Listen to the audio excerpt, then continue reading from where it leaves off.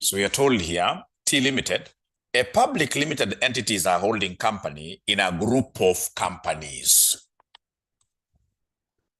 The following transactions relating to deferred tax were extracted for the purposes of finalizing the group financial statements for the year ended 30th April 2022. We have T Limited owns property, plant, and equipment that cost 625 when purchased. Depreciation of 250 million has been charged up to the reporting date of 30th April 2022. The entity has claimed a total capital allowance on property, plant, and equipment of 300 million. On 30th April 2022, the property, plant, and equipment was revalued to 575 million. So we have here our property. So this property, we are only interested in two things. What is its carrying amount? What is its carrying amount? And what is its tax base? And once you give me these two, then straight away, I will be able to give you what we call the temporary difference. The temporary difference. Once you give me those two, I'll be able to give you the temporary difference like that. Now, ladies and gentlemen, please listen and listen to me very well. This property, what are they telling us? T Limited owns property, plant, and equipment that cost 625 million when purchased. Depreciation of 250 million has been charged up to the reporting date. So, ladies and gentlemen, then how do we get our net book value? You see, carrying amount is the same as net book value. Carrying amount is the same as net book value. It will be cost minus accumulated depreciation. All right. So like now the cost, this particular property cost us how much? The cost is 625. And to date, we've been able to subtract there. To date, we've been able to charge depreciation of 250. 250. So can somebody in this particular case give me this value? 625 minus 250 gives me what here? The net book value will be this 625 minus 250, which will give me what value? So somebody is telling me that this should be 375. So this is what I should really bring here. However, later on we shall be seeing what is happening here. So property, plant, and equipment, we have a property whose carrying amount as at the moment before we look at the revaluations is 375. We leave it there. Now, ladies and gentlemen, after that, we continue reading. We are told here the entity has claimed a total capital allowance on this property of 300. So then how do we get tax base? The same. Tax base. Remember the tax accountant and this normal financial, this is a tax accountant, this is a normal accountant here. You guys, they use the same principles. However, when it comes here, now we shall use, so tax base here will be equal to cost minus, in this case here, accumulated capital allowance minus accumulated capital allowance. So the taxman will allow what we call capital allowances, the wear and the tear. All right. This guy is charging depreciation here. So the cost will always be the same. 625 minus capital allowance. Are you able to see the capital allowance? The capital allowance, ladies and gentlemen, we're given there. The capital allowance we're given there is 300. It's 300, not number one. Capital allowance given there is 300. So 625 minus 300, this gives me 300 what here? 325 tax base. 325. So I'm on the verge of straight away thinking about how do I get this temporary difference? But before I do that, there is now a problem. We are told on 30th April 2022, the property, plant, and equipment was revalued to shillings 575. So there is a revaluation. Normally in our books of accounts, what do? We have this particular vehicle. The vehicle here, the net book value is, for example, 370. Just giving an example of a vehicle. And then we come and get a valuer. So this valuer is able to say that, hey, this vehicle is supposed to be worth 400. So in our net book value, in our books, we shall cancel that net book value and write the revalued amount.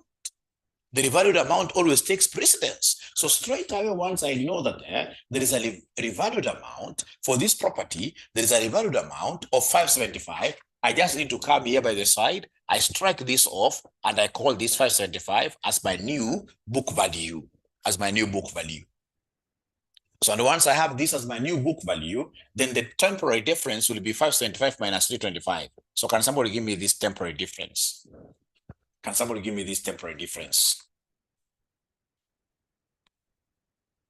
Can somebody give me this temporary difference? 575 minus 325. So this one here, Mike is giving me a figure of 200 what here? 250. But at the back of our mind, we know that there is a working that will have to go to the deferred tax account.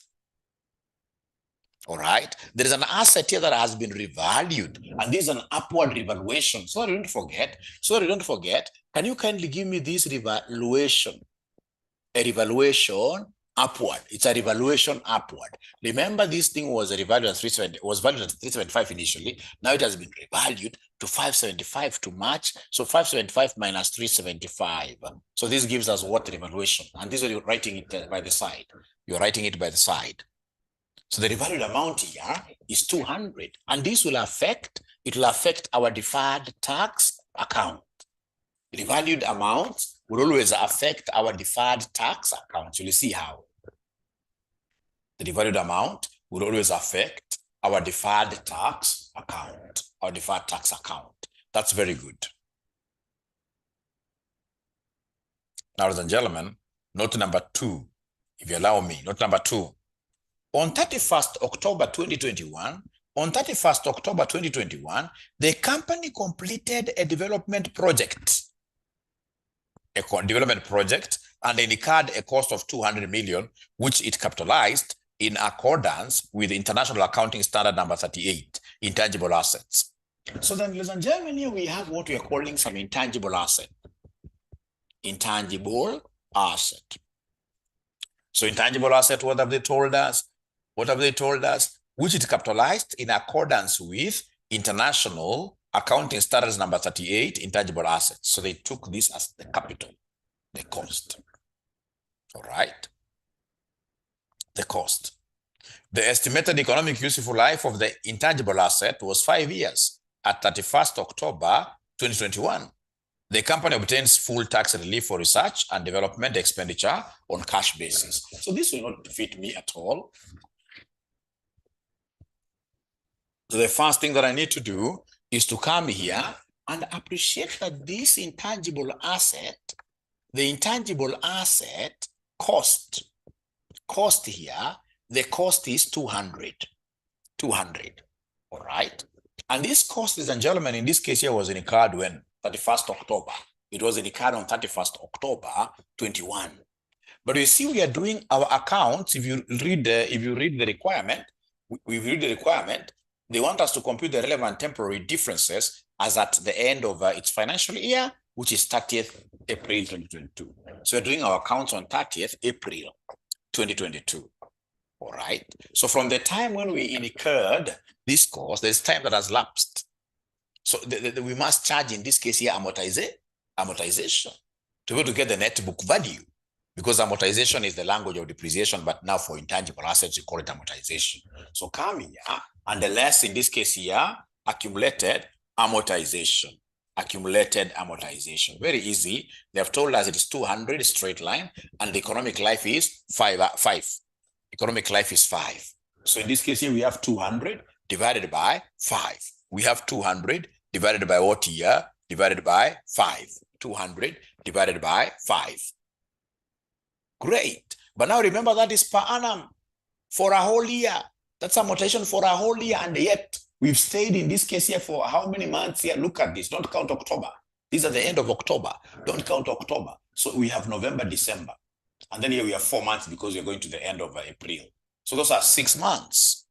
So in this case here, the amortization for the 6 months, this will be times 6/12, which will end up giving me how much, ladies and gentlemen?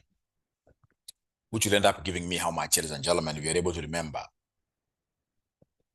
Which will end up giving us how much here? So this gives us 20. So 200 minus 20 gives me 180. So this is what we call our carrying amount of this particular asset.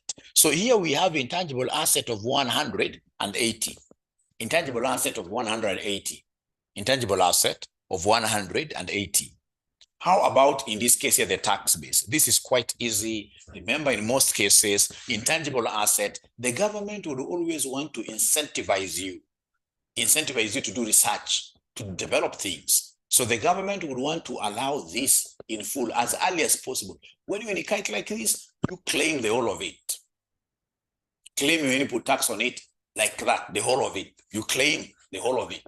So gentlemen, remember for the tax base, and I'm explaining this for now the very last time, the tax base should always be equal to cost, less in this case here what is allowed. The allowable capital allowance. Allowable, or rather minus just capital, minus capital allowance here. Capital allowance like that. So what have they told us regarding this intangible asset? They've told us the company obtains full tax relief for research and development expense on cash basis. So we incurred a cost of 200. And these guys, because when we incurred this, immediately at the point of incurring this cash basis, the whole of this amount was allowed. So meaning that now moving forward, because we have already claimed this, moving forward, the tax base for this particular asset will be 0. The tax base will be 0. So 180 minus 0 gives me a temporary difference of 180. Because to get temporary difference, don't forget, to get temporary difference, we normally take carrying amount minus the tax base. Anytime they want us to get, the temporary difference, this temporary difference, we take carrying amount minus the tax base, All right, so that's number 2. Unless there is a question, you guys allow me to go to number 3. Number 3. During the year to 30th April 2022, T Limited transferred goods worth 1,500 to one of its subsidiaries. So intra-business, inside business. We should not be making profits from ourselves here. 1/3 of the good, T Limited made a gross profit margin of 20% on its sales. 1/3 of the goods remained unsold by the subsidiary at the reporting date. This is very easy. So we have an item called inventory.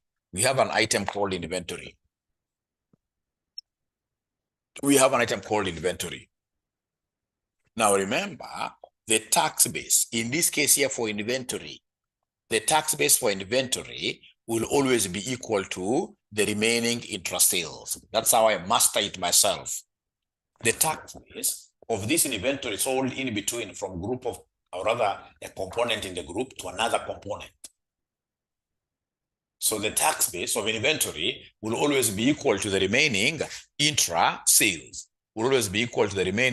intra-sales. Remaining intra-sales. So remember the total goods that we sold between ourselves here were 1,500. This is the total intra-sale. But by the end of the period, we had already been able to sell some bit of it. What I'm interested in is the amount that remained. And we are told, ladies and gentlemen here, that 1/3 of the goods remained unsold. So 1/3. So times 1/3. So in this case here, the remaining, I hope you have written this in full, the remaining intra-sales will be 500. Is that correct? Is this correct? The remaining intra-sales will be 500, yes. Somebody has confirmed there. So this one, I'm not going to do any alterations. So in this case, the tax base there will be 500. Inventory, whenever there is an intra-group thing, inventory, the tax base will always be equal to the remaining intra-sales. There's no debate about that. But now the accountant here will always have a few issues. The accountant now appreciates the concept of what here, the accountant here, carrying amount. The accountant must consider, the accountant here, in this case here, consider UPS. UPS is unrealized profits on stock. So consider UPS. UPS is unrealized profit on stock. Unrealized profit on stock. That's how you take a small note there. So for carrying amounts, always consider the UPS. And how do we calculate then this UPS? How do we calculate this UPS? To get UPS, we normally take profit margin times remaining intra-sales. So anytime, ladies and gentlemen, they want you to get UPS, unrealized profits on stock. UPS is unrealized profit on stock. You always take the profit margin times the remaining intra-sales. This examiner was gracious enough. The examiner was gracious enough. He gave us profit margin there. He gave us a profit margin there. He gave us a profit margin there. If you look at note 3, he gave us a profit margin of 20%. He gave us a profit margin of 20%. And fortunately, we have the remaining RIS here. We have the remaining intra-sales. The remaining intra-sales is 500. So what is 20% times 500? What is 20% times 500, guys? What is 20% times 500? So it is 100. It is 100. So we know that this is fake value. Fake value. Fake value. Remember, according to IAS 2, there is no way you can ever have profit within stock. According to IAS 2, we should always have inventory valued at the lower of cost or net realizable value. Let us talk of cost. You value inventory at cost. How much does it cost you? Never have profit inside there. So remember, one of these companies in the group are sold to the other. So we have in this case here, this other company that bought, it has goods in stock, and those goods have some profit inside there. So we need to deduct. So whenever it comes to the carrying amount now for this inventory, carrying amount for the inventory, you take the risk given minus now the UPS, because UPS is fake value in stocks, So you take the remaining intra-sales. The remaining intra-sales is 500 minus UPS, which is 100. So 500 minus 100, ladies and gentlemen, that gives me inventory carrying amount of 400. That gives me inventory carrying amount of 400. And then 400 now carrying amount minus tax base. This gives me 100 bob like that. This gives me 100 bob like that. So in inventory, we have very, very important carrying amount in inventory. Remember, the taxman will not allow those things of telling him that you have moved goods from here to another company, that now you would want, in this case, some tax waivers. The taxman is aware of creative accounting. Everybody start telling that, you know what, this sale that we made this sale to one of the subsidiaries. And then you start running away from tax. So the taxman, him, is not interested with any profit, which is what here, any profit in this case here, which is what, which is unrealized. If you charge it, he'll tell you add back. He's not interested with that. All right. He's not interested with that at all. So taxman, his tax base will automatically be the remaining intra-sales. How much is remaining? 500. That's it. But the accountant down there, he has been given a whole standard, which talks about what here? Which talks about 100. Which talks about, in this case here, some UPS. I think there is a question. Sorry. I think there is a question here. Let's first of all address comments here. Please feel free always to ask questions. Feel free always to ask questions. What is negative here? Is it negative? Is it negative? What is negative? 400 is negative. Why negative? Mwikali. Jane is also saying 100. 500 minus 100. Yeah, I should repeat on inventory. Okay. But why are they saying negative? Or 400 minus 500. Yes. Thank you very much. 400 minus 500. Yes. The temporary difference. Yes. 400 minus 500. Yes. Thank you very much. This gives us minus 100. Thank you very much. This gives us minus 100. So allow Mwalimu then to repeat here this inventory. So we look at inventory, two things. We have inventory. So we look at this from the taxman first. The taxman, the tax base how do we get the tax base? To get the tax base, ladies and gentlemen, we shall always look at the remaining intra-sales. So remaining intra-sales. Remaining intra-sales. Very easy.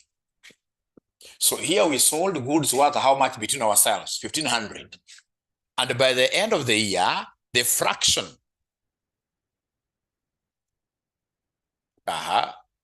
Okay, great. So the fraction in this case here, the fraction that was remaining was a third. So the remaining intra-sales, which is our REIS, is 500. It's 500. The remaining intra-sales is 500. This is what you transfer here. The taxman, he takes the remaining intra-sales.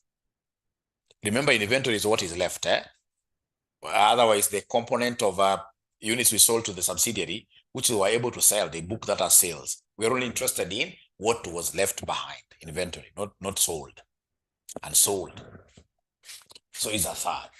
And then you come, in this case here, to inventory, we come to the carrying amount. How do we get this carrying amount? To get carrying amount, we shall take the remaining intra-sales minus what we call unrealized profit on what year? On stock. Unrealized profits on stock. Please write this in full. Unrealized profits on stock. This UPS is unrealized profit on stock. Unrealized profit on what year? On stock. And how do we calculate this UPS? It's very easy. You take the profit margin times remaining intra-sales. Times remaining intra-sales. So profit margin has been provided this question. The profit margin, we are told there in note 3, that profit margin is 20%. The profit margin is 20%. So profit margin is 20% and remaining intra-sales is 500. So 20% of 500, this is how we were able to pick that 100 bob. And then our REIS here is 500 minus, in this case here, 100. So 500 minus 100, that's how we were able to get 400 mic, like that. That's how we were able to get that 400. I hope, Mike, now this makes some sense and you'll be able to follow it up. Okay. However, your examiner will always tempt you. Instead of him giving you profit margin, I've always seen this, he rarely gives profit margin. What he will do, this ninja, he will come here and tell you that profit markup is 20, profit markup is 20%. So when they tell you that the profit markup is 20%, and I know that to get UPS, I need profit margin, what shall I do? If my profit markup is 20%. If my profit markup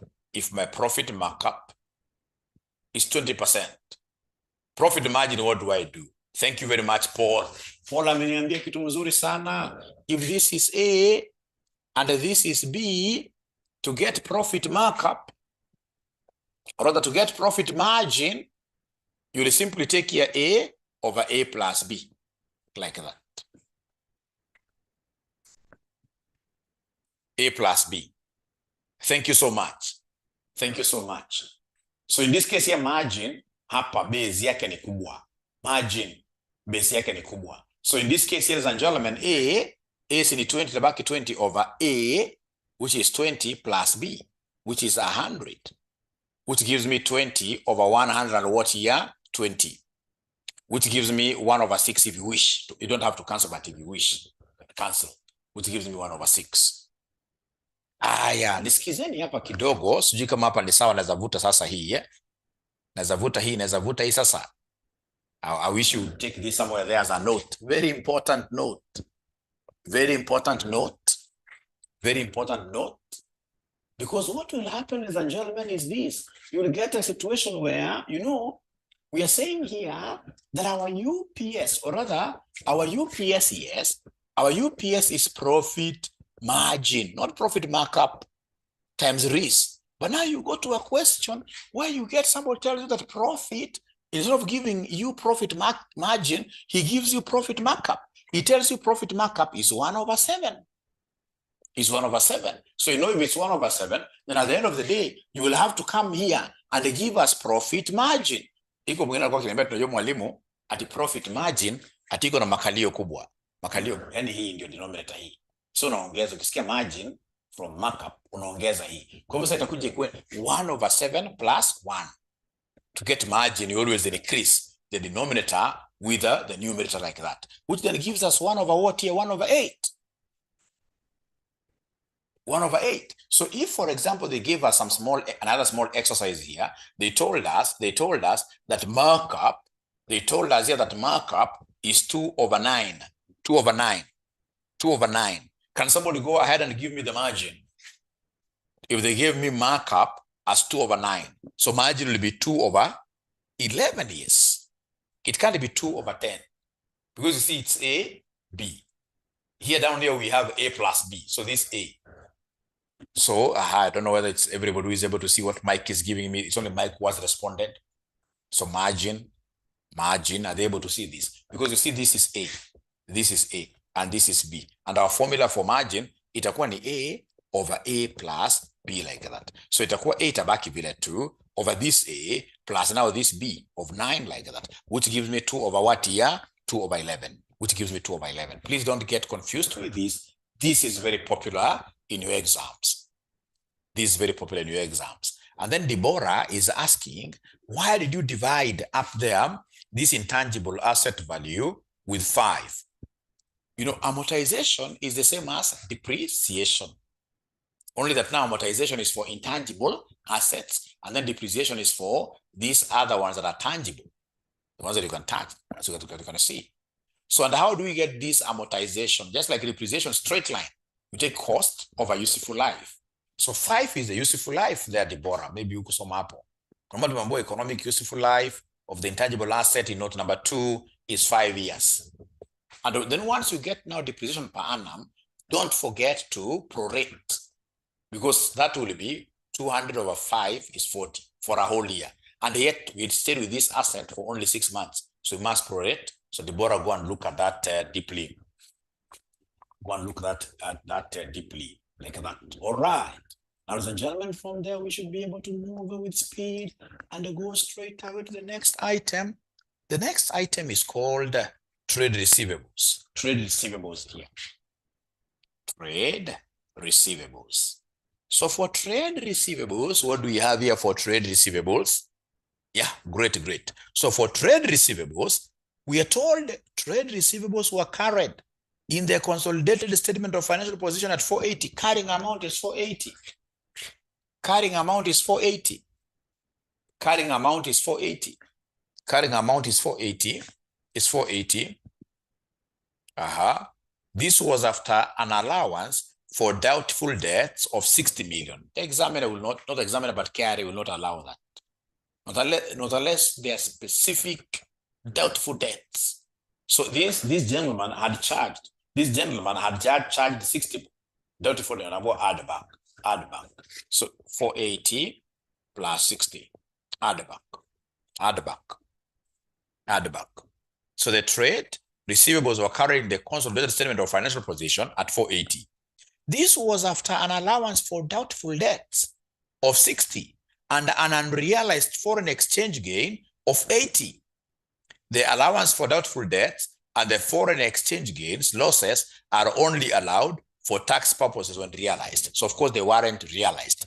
When this gentleman made, this accountant, when he foresaw a gain of 80, of course he must have included it here. And now that this gain is unrealized, you will come and tell the taxman, no, I can't pay tax on what has not been realized. All right. So in this case here, minus what here? You know, when it's a gain, he must have added. So to undo that addition, we subtract. Like when he made a loss, to arrive at this, when he made this doubtful allowance loss, he subtracted. But in this case here, because again it's unrealized, what do? We add back.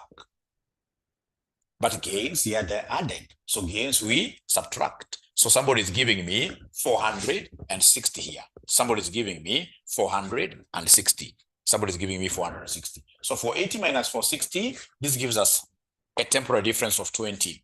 Temporary difference of 20. Temporary difference of 20. So that is trade receivables. Trade receivables. So kindly repeat on the foreign exchange gain. You know, like any accountant, when you have a gain, what do? When you asset gains, you add. But now after adding, you come and realize that, this is unrealized. It is still outstanding there. You haven't, for example, sold your currency. So you haven't realized it. Will you pay tax on it? No. So what do we do with this unrealized exchange gain? From the taxman's perspective, that has to be subtracted. That has to be subtracted. I hope, Richard, that makes sense. You see, like when you have in this case here carrying amount, when you charge a loss on carrying amount, it means you are subtracted. So to make good, what do? You add back the loss. If in this case here you had a gain in this carrying amount, so a gain means that the carrying amount went up, and you told that this gain is unrealized. So how do you make good? You subtract. You subtract. So if I were you, just always know that losses, when I'm making a good, correcting, losses I'll always add. Exchange gains or whichever gain, if it's unrealized, I shall always subtract. I shall always subtract. Great. Now we go there. Now we are told here that the balance of the deferred tax liability, so that can't come here. Income tax, we are through. We are through. So come and add here. Come and add here the total temporary difference. So the total temporary difference, what do we have here? Total temporary difference. Great. Total temporary difference gives us what figure? Somebody here. 350. Total temporary difference will always give birth to what we call deferred tax. So come here and give us the deferred tax. Come here and give us the deferred tax, 30% times 350, which will end up giving us what figure? 30% times 350, which will end up giving us what figure? It's 105, isn't it? It's 105. And remember, this is an liability. Because I told you, whenever the temporary difference is positive, that's like a profit. So you'll have to share this with the taxman. But now in the future, you'll have to share this with the taxman in the future. So these are deferred tax liability. Deferred tax liability. If it was negative, I would have called it a deferred tax what year? Asset. Now, ladies and gentlemen, from there come here and do Roman 2. Roman 2, they want us to do the account. If you look at Roman 2 of this question, they want us to do a deferred tax account, a DTA, deferred tax account.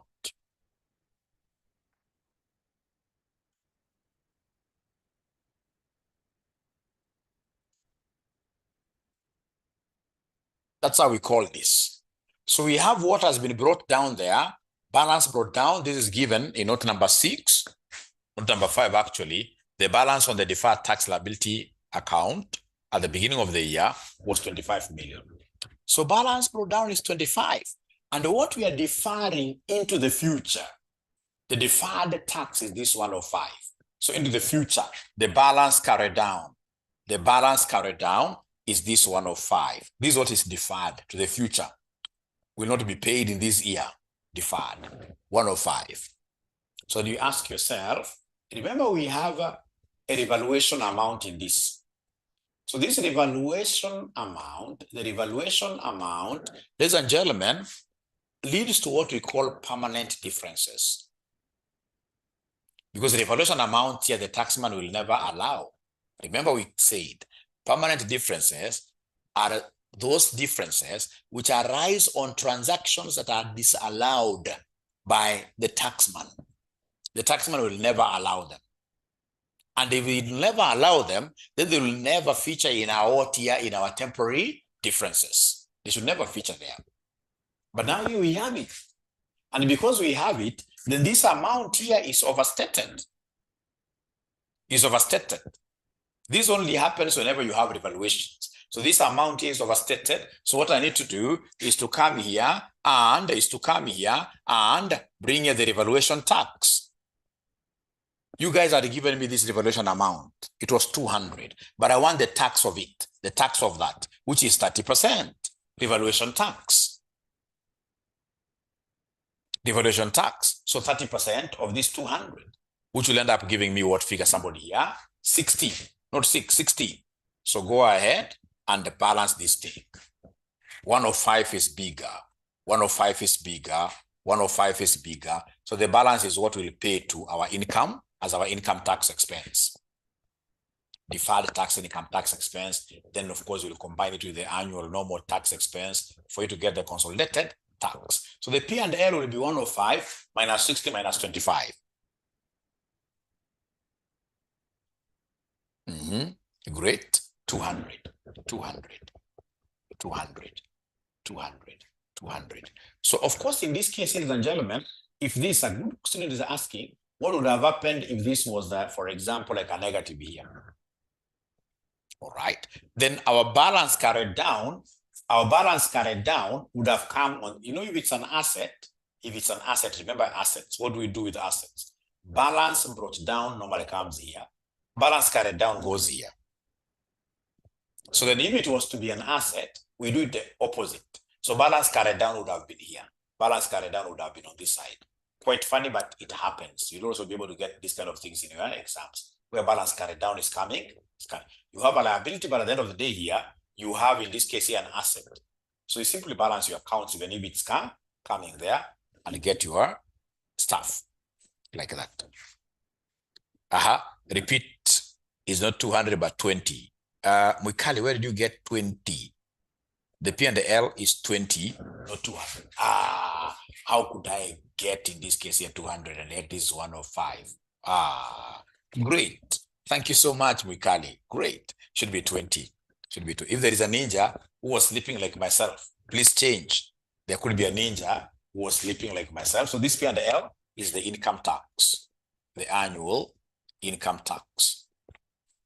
The annual income tax. The annual income tax. Annual income tax. Like that. All right, ladies and gentlemen. So that is it.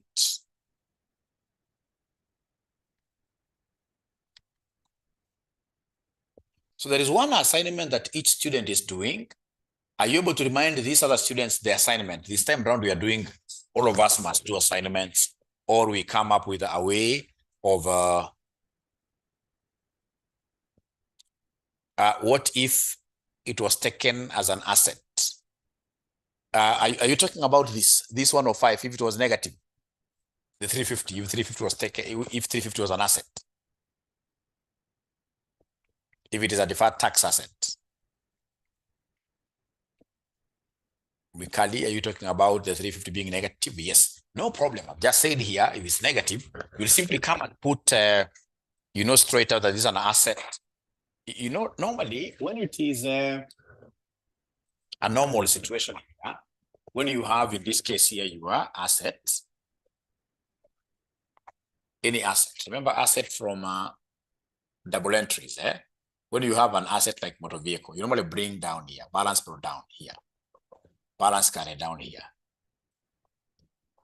Now, when it's a liability, you do the opposite, like what you've done here, balance brought down here, like that. So assuming that this amount was to be negative, no problem. So I know that negative temporary differences will lead to what we call a deferred tax asset. So deferred tax asset balance carried down will be here. I didn't assume that totally. It will be here. You'd have come and put it here. So balance carried down. In this case, here, the balance carried down would have been here, 105, like that. And then now you'll come and do your balancing as usual. Looks funny to have balance brought down and balance carried down on the same side, but there is no problem. You simply come and balance this. So the P&L will not come here. So you'll come and give me, in this case here, the total here, which will be this 130, so 190, 190. And then now you have the entire P&L here as an income. The P&L will go in as an income. repeat on the deferred tax inputs in the T table. Okay, great. In the T table. In this T table, what do we have here? In this T account, I hope he's talking about the T accounts. T account. So T account. So in the T account, ladies and gentlemen, remember, like now here we have a deferred tax account. So of course you must bring the balance brought down, which is given in note 5. Note 5. So note 5, what do we have there in note 5? Balance on the deferred tax liability is 25. Is 25. And then of course we have balance carried down. So the balance carried down is what you got here as the deferred tax. This is what is going to the other side, 30% of that. This 30% of this 350, this is what gave us 105. If there is any revaluation, like here we had a revaluation, remember we had a revaluation here, which you calculated here. So revaluation comes here. Revaluation comes here, but it's revaluation tax bit of it.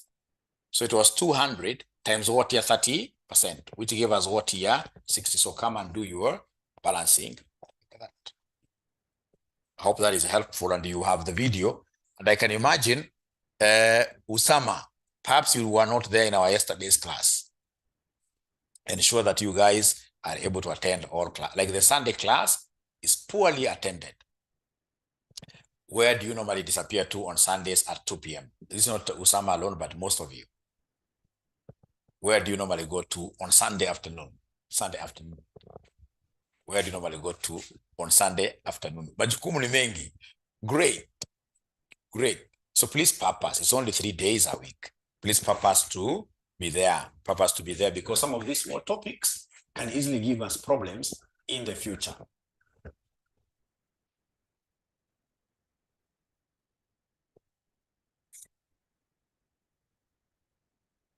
Once you do, you watch like we have done, I think 3 questions here, plus now your assignment question, you will be sorted out big time. You'll be sorted out. Yeah, we have a class from 2 to 4 p.m. You're not supposed to miss that class. What I normally advise my students, if it's church, ensure that you go the early morning church. Attend the early morning church. Not unless. Oh, then there is a confusion there. No, mother, we have 3 classes, remember. 3 classes, Monday morning, Tuesday morning, and then we have Sunday morning, a Sunday afternoon, 2 to 4. Not unless you guys would want us to make a change and bring that class early morning. Early morning. But we prefer also having this 2 to 4 because once the syllabus, of course, there will reach a time when the syllabus will be a bit hot, we can always change. Doreen is saying yes. Early morning we have AFM. So like which early morning day would you want us to have? Wednesday? Wednesday? Wednesday is AFM. Wow, okay. We shall overcome. We shall overcome. So mother, remember, it is Monday morning, Tuesday morning, Sunday, 2 to 4. Sunday, 2 to 4. Hesbon, Thursday. Is Thursday okay?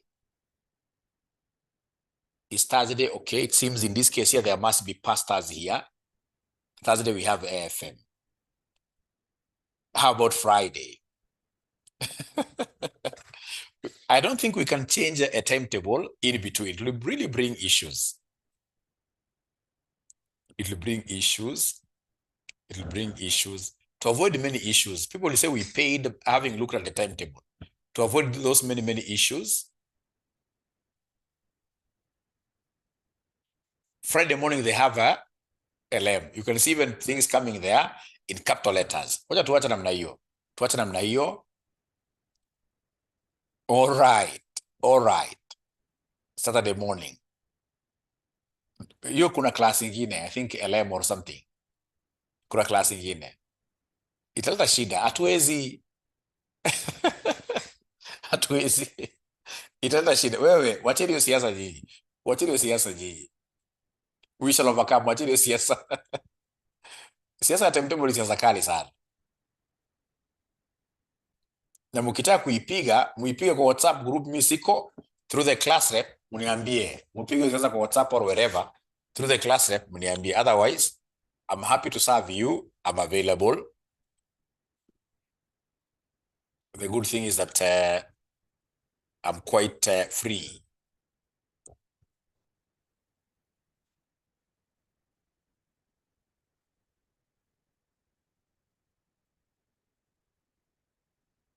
I'm quite free.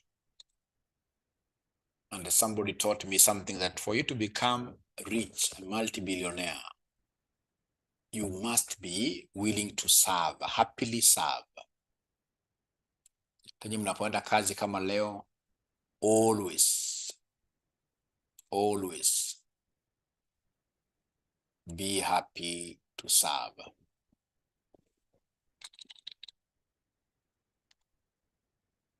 You will go places.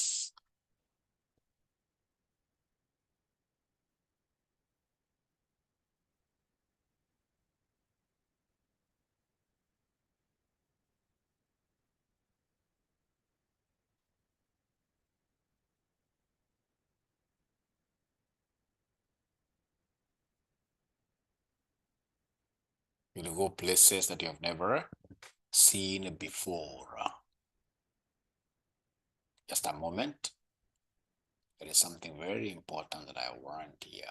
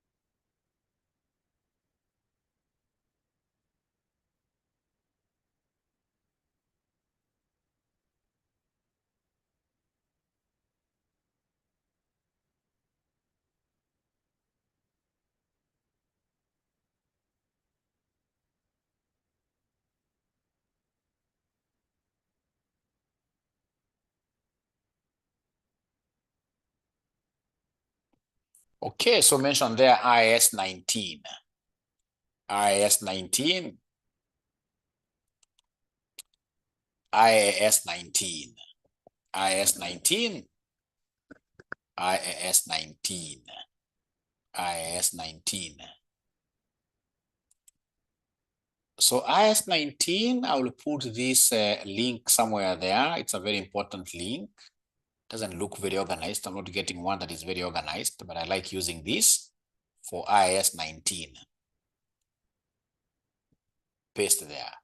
I hope somebody will be able to take that link. It can really help you guys. Very good in terms of simplifying IAS 19. So IAS 19 talks about what we call employment benefits. Employment benefits. We are employees. As employees, of course, we expect benefits. We have short-term benefits, our day-to-day benefits, salary, pale na pale. But at the end of the day, we expect long-term benefits in form of what we call pension. Pension.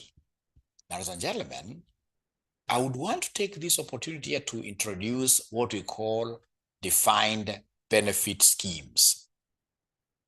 Defined benefit schemes. When your pension is defined, what happens? And I want to imagine that you guys have written there that this is what we call IAS 19, employee benefits. Employee benefits. Now, ladies and gentlemen, we are told here, there is a small introduction that I would want to run away from. Defined benefit scheme is a post-employment benefit, that creates a constructive obligation to the enterprise's employees. The statement of financial position shows the pension fund as it stands at the year end in terms of the present value of the obligation less fair value of assets. Doesn't it make sense? No problem. So we are saying something very important. Ladies and gentlemen, listen and listen to me very well. Whenever we talk of a defined benefit scheme, this will become your best, and it's very common in your exams. You see, we have what we call defined contribution schemes. Defined contribution schemes. Defined contribution schemes, and then we have defined benefit schemes. Defined benefit schemes. Now, most employers today, what they will do, they will remit to the pension scheme, private pension scheme. They will give you like 6% of your salary. If you're getting 100,000, I know most of you right now, this is where you are, but you'll overcome. I know most of you bado mko iko mwenye hapa amekuwa finance manager. Iko amekuwa finance manager hapa, senior accountant, ama bado mko accountant. Most of you I saw from this retreat that we had on Saturday. Most of you are still very young. Most of you are still very, very young. Very, very young. Young with a bright future, of course. Young with a bright future, of course. Young with a bright future, of course. All right. So I'm assuming this could be your range here, like 100,000. So in this case here, employer, on your behalf, on your gross, so the employer remits 6,000 to some registered pension scheme. And then the employee, if you are good, you match. Always employee should match. So 6,000. So then every month, the guys here will be remitting 12,000 as your contribution to the scheme, to the pension scheme every month, 12,000. They could be taking this to Britam, ICA Lions, depending on your employer. You know, your employer will have a scheme for these employees. Now, ladies and gentlemen, please listen. So you're making contributions. That scheme is not governed by your company. That's a private entity. These guys will take this money and invest. When they're investing, of course, you know, there is what we call pata potea. Hii pesa sio lazima irudi, inaweza pata losses. When these employees are retiring, they may not even have anything. It has happened before. Right? Of course, the companies that we have currently, insurance companies that are using this model, they try their best to invest. And we've never had a situation where they are making really huge losses to the extent that the employee goes home with nothing. But if there is a possibility, it's a risk. They're risking. If that particular company, even if it's being governed by government, if it goes under, the employee for sure will get something very, very small. So that's what we call a defined contribution. You as the employer, your obligation is to make just contributions. What will happen to this employee upon retirement? Upon retirement, these employees will not come to you as to the company. Upon retirement, of kuzana na NSSF, of kuzana na private pension schemes. My role was to basically make the contributions. So that's what we call defined contributions. But those old companies, very old companies, when they used to be really nice, like railways, they used to have post-employment benefits that were very good. Then they used to do what we call a defined benefit. They would say, for example, when this person retires, we would want him to be known that he was an employee of KQ. So we would want him to go home with 20 million. We want him to go home with 20 million. All right. So in this case here, they were defining a benefit up front. They were defining a benefit up front. Right now, I think it is only, if I'm not wrong, the only institution that can guarantee some benefit currently is KDF, Kenya Defense Forces. They'll be able to tell you that when you work for us this number of years, they take up some formula there with your last payslip like that, and then they give you like 3 million. Then they are able to kind of guarantee. But most of these organizations outside here, the only thing they guarantee are the contributions they send to NSSF. After you retire, you'll get an old man pacing up and about in the NSSF offices there. He doesn't go back to the employer. All right? NSSF na msumbua mwingine anakufa jameni, hajapata pension yake bado. All right? Do we have anybody here who could be working for any company that has a defined benefit, where a benefit is defined at employment, how much you'll get? Do we have any student here who is working for a company that is defining a benefit?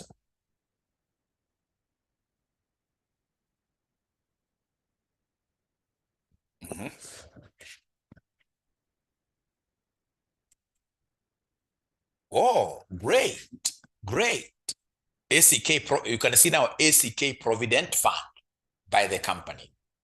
Like for example, Central Bank of Kenya, they even have their CBK pension towers. So then they are able to guarantee them that if you work for us for say 30 years, you'll be getting this and there will be some income to sustain you. Lab Trust, DB scheme. Great. Great. Then you guys are not very young. I think this early morning, no wonder they don't want classes late in the afternoon. These guys must be doing very well. These guys must be senior employees at their workplace. They must be senior employees at their workplace. Ladies and gentlemen, please, at this juncture, I would want to take this opportunity to remind you that it's important for you to take care of what your life after retirement. Very important. As I teach you this topic, I always tell my students, please, it doesn't matter. Right now, I'm so sure I've never seen you guys. Leah, I've never seen you. 𝑺𝒑𝒆𝒏𝒕𝒔, I would want to see you very soon. No. Bernard is asking whether this is a new topic. Remember, topic number 1 is about these standards. Topic number 1, we are finishing one standard like that.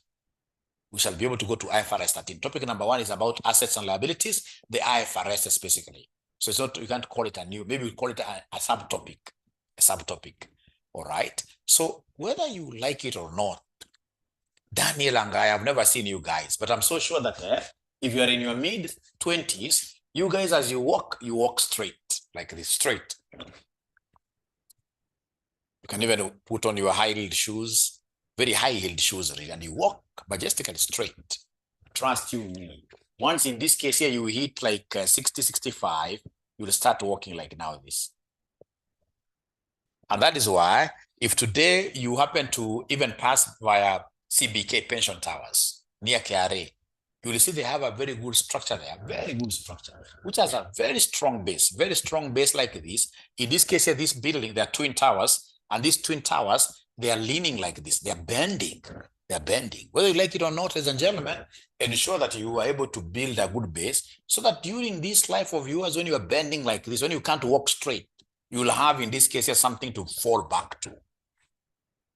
I've always been talking to so many retirees outside here through my consultancies, etc. Retirees wanaumia sana.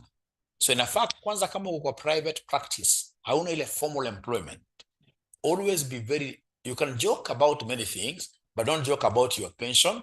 Don't joke about your medical. Have a cover. Don't joke about your pension. Have something there.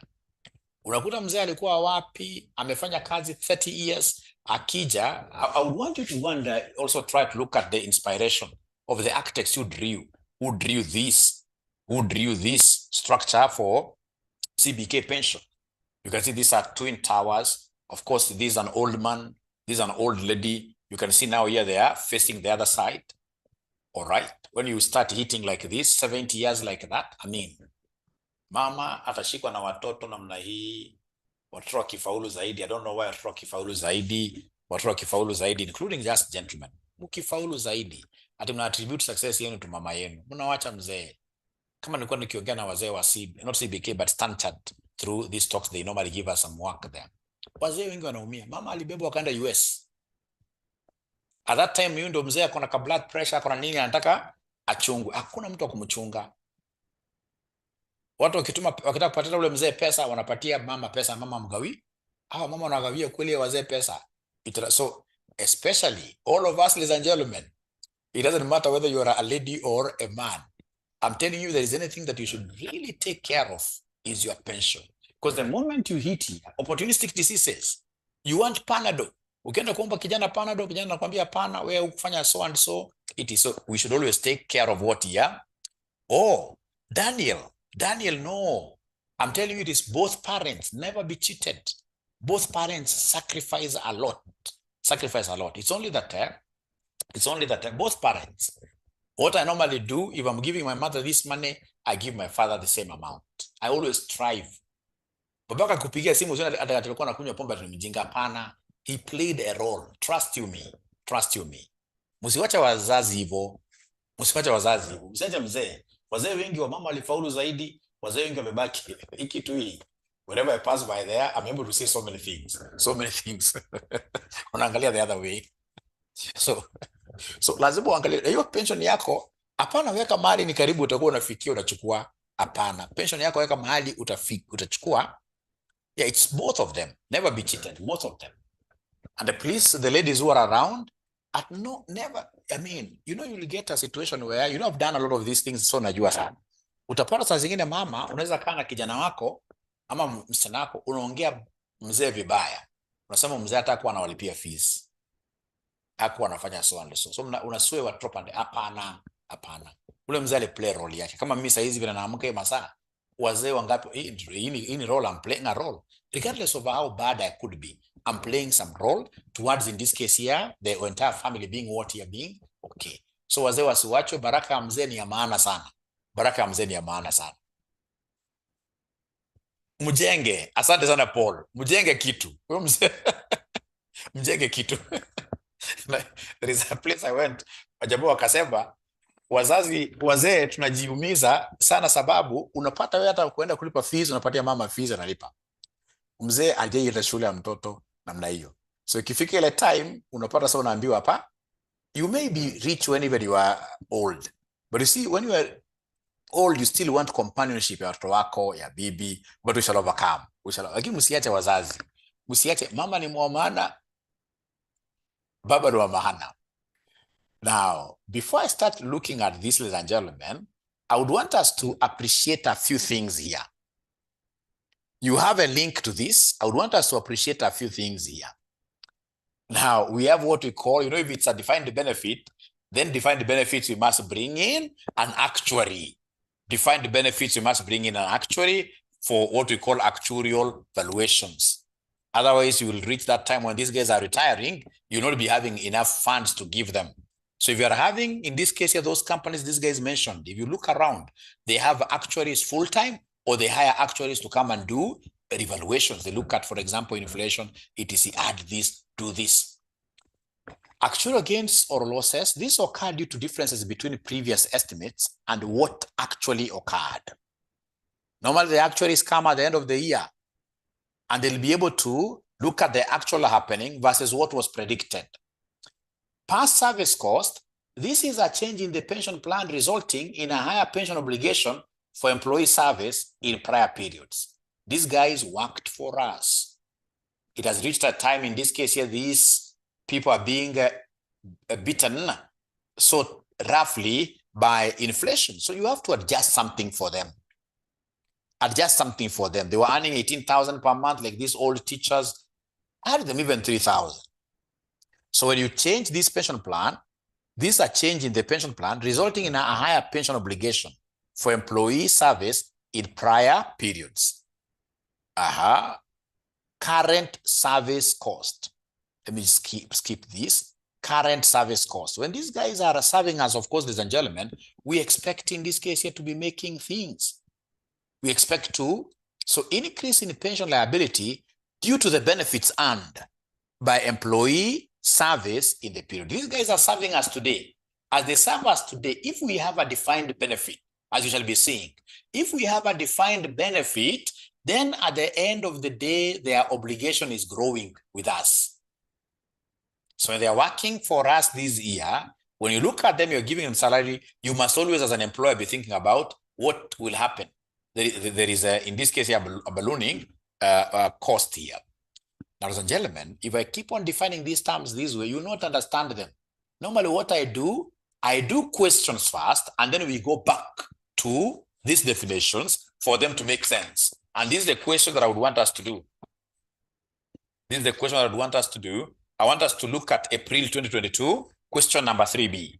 April 2022, question number 3B. April 2022, question number 3B. April 2022, question number 3B. April 2022. Question number 3B. Question number 3B. April 2022. Question number 3B. Question number 3B. Question number 3B. Once you guys get this question, I would want to finish it before the class ends. Once you get the question, put your thumbs up. And please, you have to open that ACCA book where it's talking about employee benefits, IS-19. Once I do this question, those definitions will make sense from that book. Lots of sense. Lots of sense. Lots of sense. So please open it up and then you put like this as you do that. Parents wote wawili wako na baraka kwetu. Wote wawili. Hata kama mzee alikuwa anakunywa namna gani. Basi kudanganya, kuna baraka yako bado. Hata mama kama alikuwa namna gani, kuna baraka yako bado. Wamepata sasa. So tunaambiwa the following accounting information was extracted from the financial records of KIBO Limited regarding defined retirement benefit scheme. You can see there, it's a retirement benefit scheme. It's a defined benefit scheme. So you can see the net defined benefit obligation. We have net defined benefit obligation as of that date. We have the current service cost. We have the contributions to the scheme. We have benefits paid by the trustees. The market yield on a high quality corporate bond is at the rate of 5%. That yield is the rate of interest. Of course, these monies are invested. Assume there are no tax implications regarding the retirement benefit obligation required with suitable calculations. Explain the accounting treatment of the various elements of the benefits of the defined benefit scheme on the financial statements of KIBO Limited. This is normally very easy. What do we do? Ladies and gentlemen, this is what we do. We normally take the net obligation brought forward, like that. This net obligation brought forward, you assume it's a loan which has been given to you. So you add interest. You add net interest. Net interest on this obligation. On this obligation, you add like that. You add like that. And then, ladies and gentlemen, remember, you must come and add any service cost. Service cost will always be added. When we talk of service cost, we are looking at the past stroke what year current service cost. You add. So as a company, when you make contributions to the scheme, the contributions to the scheme will always reduce the obligation. So you less, in this case here, contribute, you less contributions. You less contributions, in this case here, made to the scheme, you less like that, you less like that. So once you less that, ladies and gentlemen, there is nothing else that you expect apart from what we call expected. So we have here expected, net obligation, expected, net obligation, carried forward, like that. So it is this that you shall be able to compare. You compare this with the actual net obligation, the actual net obligation carried forward for you to be able to give us what we call the remeasurement component. Remeasurement component. What the old standard used to call actuarial gain or loss. Here.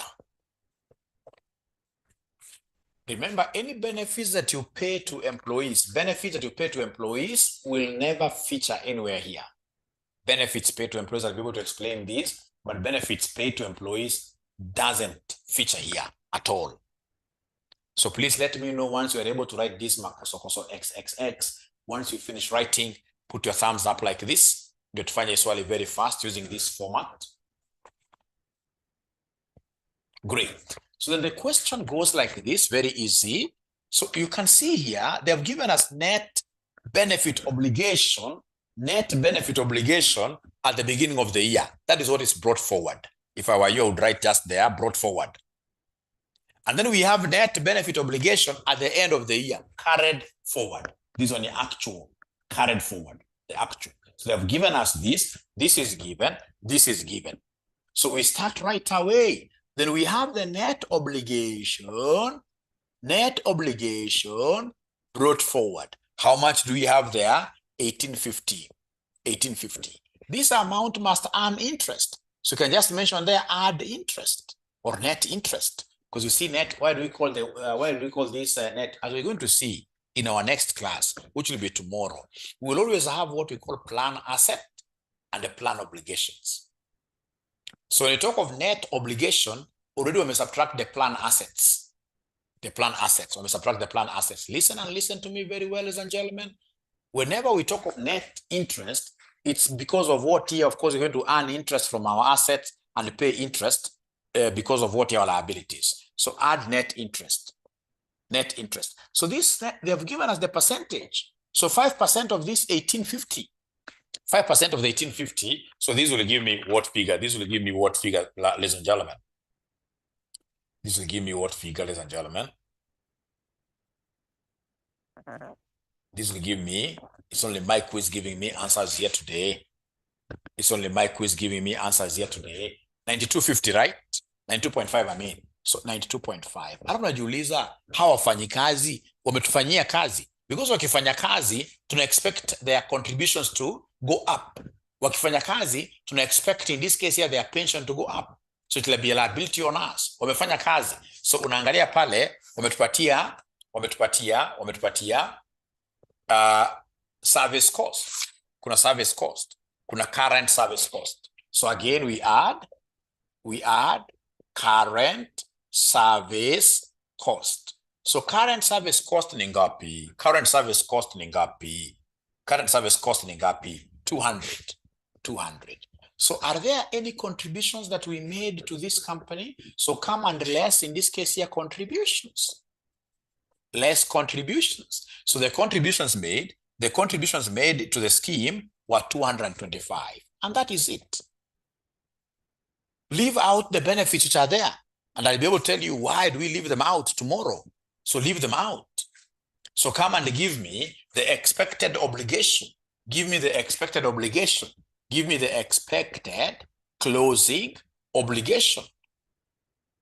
Closing net obligation. Use the word net always. Expected closing net obligation. Or net obligation carried forward. So you take 1850 plus 92.5 plus 200 minus 225. So somebody is giving me 1917.5. 1917.5. Thank you very much. And what is the actual? What is the actual closing net obligation? What is the actual? What is the actual closing net obligation? What is the actual? The actual, the one that we ticked there. We ticked it there. It's given there. At 31st December 2021, it is 2,000. 2,000. So is there any difference? Yes. So we have in this case here an actuarial. By the way, will this be a loss or a gain? From what you're able to understand to the farm, to our farm, this difference, is it going to be a loss or a gain? A loss or a gain? Uongo, Paul. Paul umedanganya for the very first time. Umedanganya. The loss. Why? Because, this is an obligation. Whenever obligations, in this case here, increase, then we call them what here? Losses. We call them losses. If it's an asset which has increased value, that's a gain. But an obligation, a liability in increasing value, that is a loss to the company. So it's a loss of what here? Mike pia umedanganya kidogo. Ukisema tu jina loss, actuarial loss, useme minus. Usema at KQ may make loss of negative 10 billion. Ukisema tu jina loss. So it's a loss of 82.5. It's a loss of 82.5. It's a loss of 82.5. Great. So this is what we call the remeasurement component. Remeasurement component. The new standard decided to call it remeasurement component. Because the actuarial, this spelling is not right. Actuarial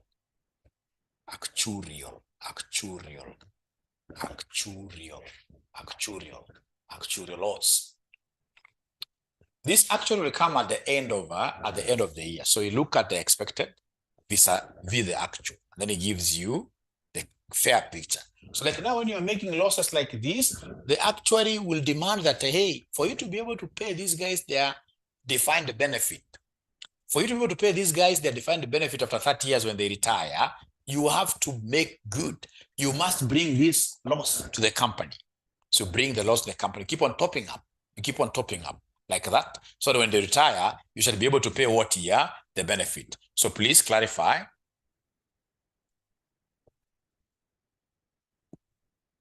No. Doreen, we are comparing this. Now we are far away from this.